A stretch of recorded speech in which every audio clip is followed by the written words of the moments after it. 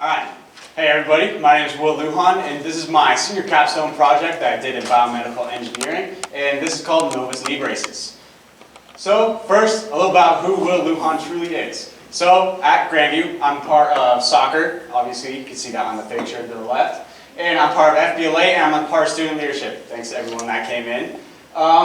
And at Grandview, I've been in STEM classes for 3 years. Last year I wasn't able to take a class because I had one off as a junior, which was pretty stressful, but that's just what I chose. And then in the fall, I will be attending the University of Arizona down in Tucson to study biomedical engineering for pre-med. And then, as you can see in the picture, I have bad knees. Not a good thing to have when you're a soccer player and that's your whole life for the first 16 years of life. So, diving right into it, I'd like to give a huge thanks to my expert advisors. This includes David Wing, who's a UCSD professor. He helped me with a lot of the research-based part of my project and actually helped me bounce off ideas and give me ideas of how to test, how I can actually show this, and how to actually market my product in the end. And then my other advisor is actually Wes Riggs, who's a local physical therapist here in Colorado, and he actually works just up the street at Southlands, and I've worked with him in the past during my knee recovery after a bone spur removal, so I knew him well, and he's been my kind of go-to guy for anything relating to the knee and its recovery process. And then I'd like to thank my support advisors as well. Firstly, I'd like to thank my dad. He's kind of my emotional support advisor, who has been there every day at home, everything like that. The next part is Brian Williams. He's been my go-to guy. He's my support advisor. He's been very emotionally supportive of me. And then we have Courtney Hall. He's my not-so-in-class support advisor because during second semester, he was not so much in class. And then last but not least, Brett Manning. She has also taken care of my knees in high school and actually helped me survive on the soccer field. So I want to give a huge thanks to her as well. And then, looking into the audience, I want to ask a few questions. How many of you guys have had a problem with the knee? That's a pretty big number. And of those people, how many of you guys have had a problem specifically relating to the ACL? Alright, so that's also a pretty decent sized number in a group of 100. So that gets me right into my project. My project is focusing on the ACL, or the anterior cruciate ligament in the knee. So after you tear your ACL, you have a 30% chance of re-tearing that same ACL. And after the recovery process and growing back into the field of play, you have a 20% chance of tearing the opposite ACL. And after a second tear, 50% of athletes do not return to play at all. So my goal was obviously to drop those percentages of those re-tears occurring. And the next part is I want to balance the actual support they get from a full knee brace, like this one seen here, that provides support to the knee while also kind of eliminating the function of the knee, which is also what I want to avoid. And I want to balance that with an actual knee sleeve, which is used for compression. And my goal is to find the perfect middle ground in my project. That's what I worked on for this entire year. So my project was to create a knee brace. So why this project? I'll give you a brief history of my knee. I've obviously had knee problems. You can see it in my junior year soccer season pictures and my senior years. Obviously, I don't like my knee having problems, so my goal is to prevent that for everyone else. And then, going back to 7th grade, I had a bone spur removal, so a big part of my life was actually getting out of that and back to playing soccer before I came into the high school seasons. So, and going on that and building on that, all my life, especially a lot of my athletes here probably know this as well, there's a big risk of tearing your ACL in sports. So, my goal is to make people more comfortable and feel more safe on the field. So, this is my list of objectives for me. Obviously, I want to break my procrastination habits. This is a really bad thing to have going into college, so this was my biggest goal to actually get rid of. And then, I wanted to learn the anatomy of the knee. I've had knee problems my entire life, and I wanted to learn what exactly goes on in my knee to cause those problems and cause those discomforts. The next part was actually test if biomedical engineering is the right fit for me. And by the end of this presentation, I believe that I could say strongly that is definitely a good fit for me. And then I want to learn how to test the model and see if it is effective. I want to do this efficiently as well. So a lot of my project was actually testing if my models could actually work, if I could implement it into the future, and all of that.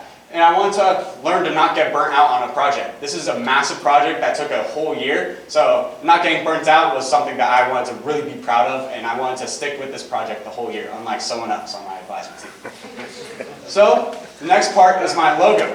You have seen this before already in this presentation, but the first part that jumps at you is the word novus. In Latin, this means new. I'm creating a new type of knee brace. That is the perfect mix between a brace and compression sleeve. So that's why I went with novus here. And then for the blue, this is kind of like the main part of my actual logo. It's in the circle and around the actual logo as a whole. And my goal is to create a sense of trust as well as a sense of advancement. Like you see, most of technology groups are typically blue-colored themes just because they focus on that trust and improvement along the way. And then green obviously signifies life, and my goal is to actually connect the improvements with life. And then obviously the knee joint in the picture, that's the focus of my project. So going into my project, this is the original timeline that I actually presented in the start of the year, all the way back in October. My first section was going to be my research phase from October to January. My second section was going to be initial testing from December to February. My third section was going to be improvements from January to March. My fourth section was going to be last testing and any fixes. Then my fifth section was going to be presentation preparation. But like most things in life, things don't always go according to plan. So for example, shipping. During the holiday times, trying to order high-grade products does not work out. I learned that the hard way because I ordered something in October and I'm still yet to actually get it at my house. So I had to go with a different grade neoprene that is not necessarily as high quality as I would have liked. The next part is actually relating to the neoprene and the tear. So neoprene that I ordered was actually scuba grade neoprene, which if you don't know is very water sealant. The problem is that it's meant to shrink. It's supposed to shrink to people and actually go tight to their body. So after a day of skiing and testing it on the slopes, I actually witnessed something that I did not want to witness. The Sunday following, I went to go test, went to pull up my knee sleeve, and this happened.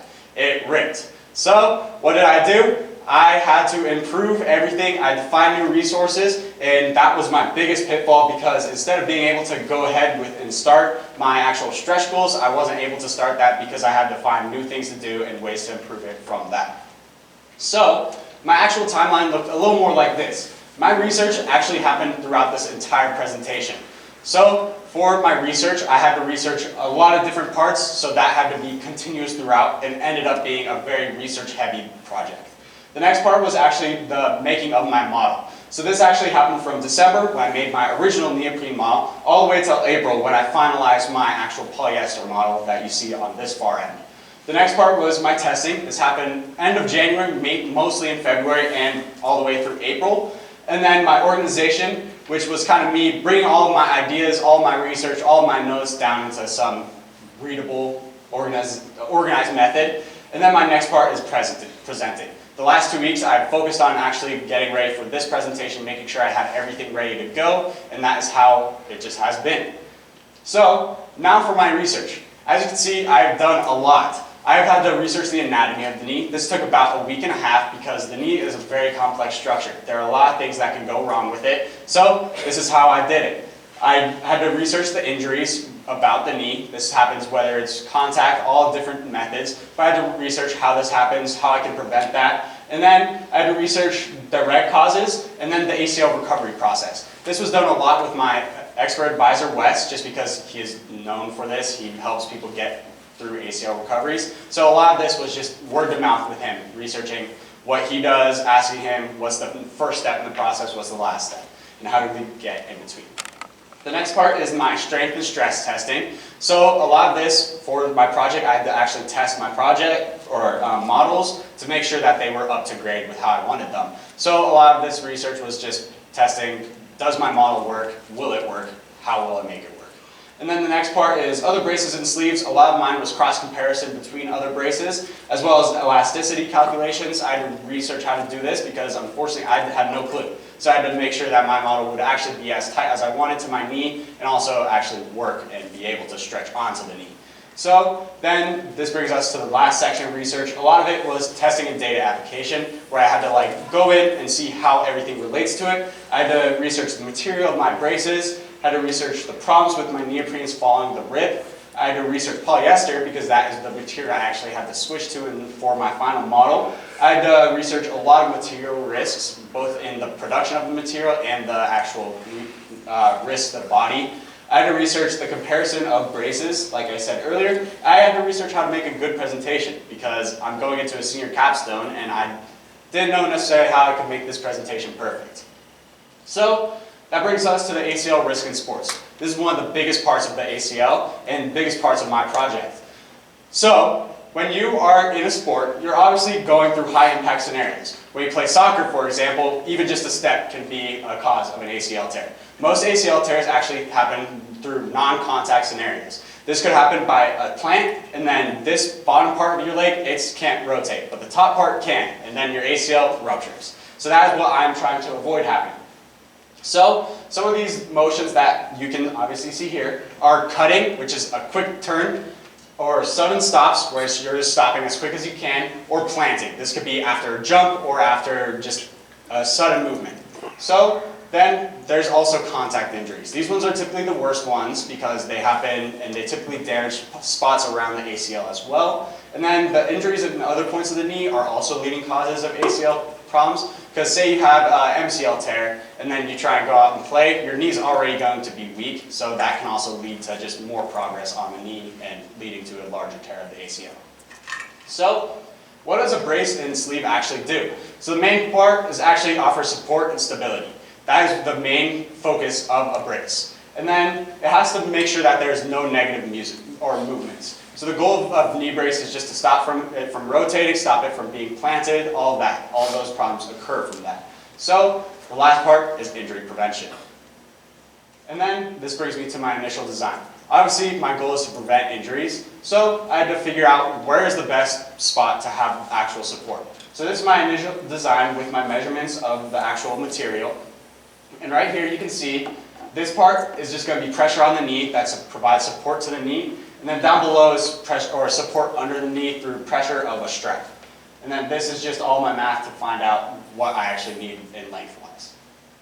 And then that brings me to my model. So this original neoprene model, obviously not the greatest. So I made another one just to have a backup. But then I came across polyester, and this is how I created this model. So the bottom part of this model actually supports below the kneecap and just makes sure that when you plant, you're not going to give and your knee's not going to get injured that way. The top part is to keep it close to the actual thigh, and then this part is basically the pressure point that, I guess, supports it there, but also if you go to actually do that rotation that causes the rupture, it basically stops it because it tightens up the muscle and basically makes you fall.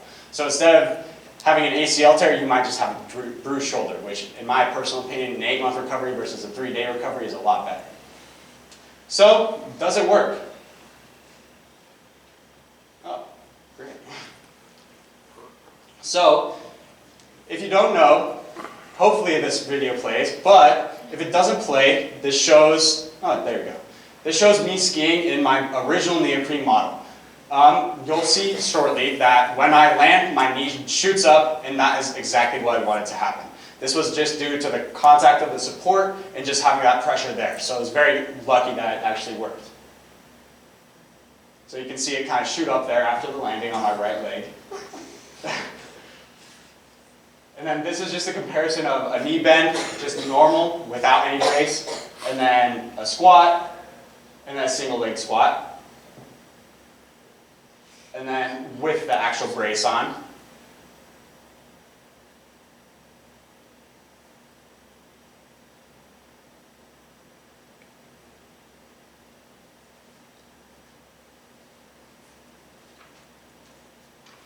And then this is me squatting with weight.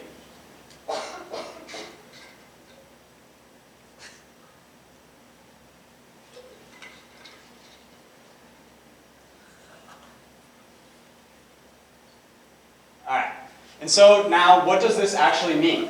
So, based on my tests, I found a lot of different timing and made sure that everything was working how I wanted.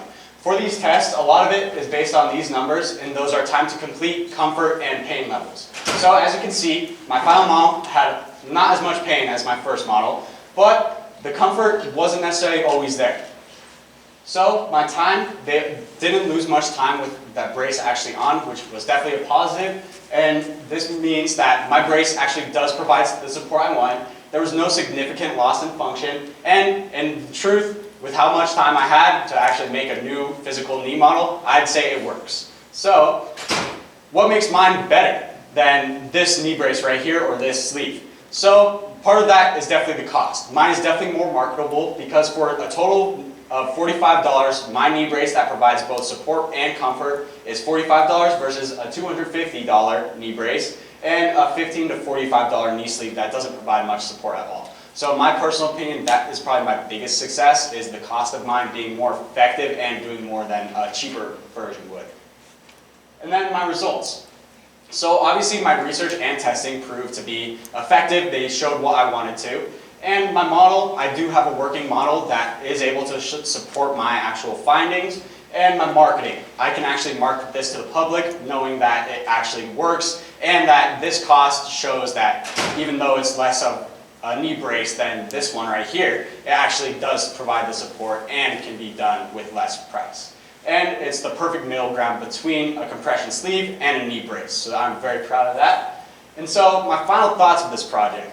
Obviously, I'm a high school student. I don't have medical grade certification to test my product on someone with an ACL tear. I physically and legally can't do that. Another thing is my actual materials, I cannot get the medical grade materials that I wish I could have because I don't have that certificate as well. So that obviously sucks. But at the end of the day, I had proof of concept that mine actually works, and I'm very proud of that. And one thing I will say is this class has been immensely helpful for me. This has helped me grow as a person, and it's helped me stay organized, it's helped me stay dedicated to a project. If you guys are a younger class, I definitely recommend taking this actual class because it is very crucial to growth, in my opinion, for STEM and oriented kids. And then, any questions for me? And as I go through questions, I'll just be flashing through my bibliography, so.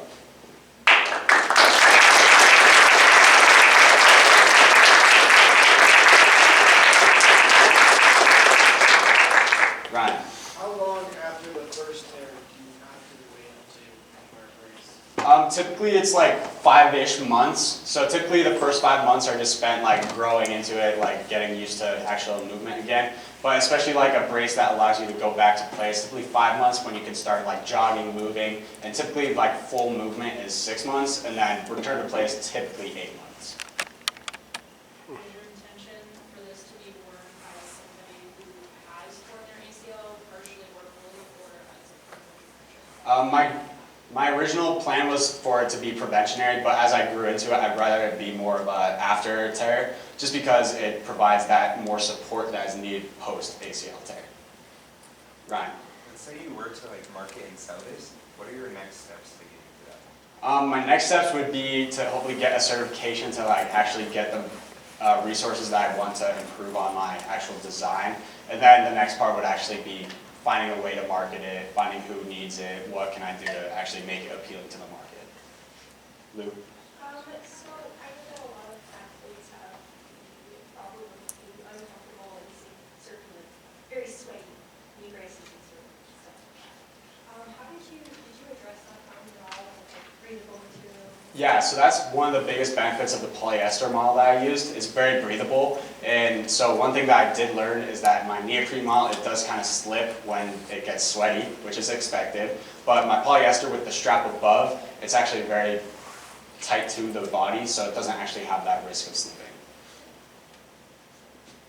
Rudra. Where does the metal pinch? Like on, is it pinch on a muscle or like on your So it's actually at the bottom of the muscle, so if you look at your leg, you'd see like the muscle kind of fading into the knee. It's right there where it pinches, and that's based on my expert advisor Wes's opinion on where it should have gone. It makes the muscle walk rather than stay. Yeah, so it's basically just to prevent the upper part of the knee from doing that rotation, just by basically making it tighter. And so if you do that, have that plant, it basically lifts it off.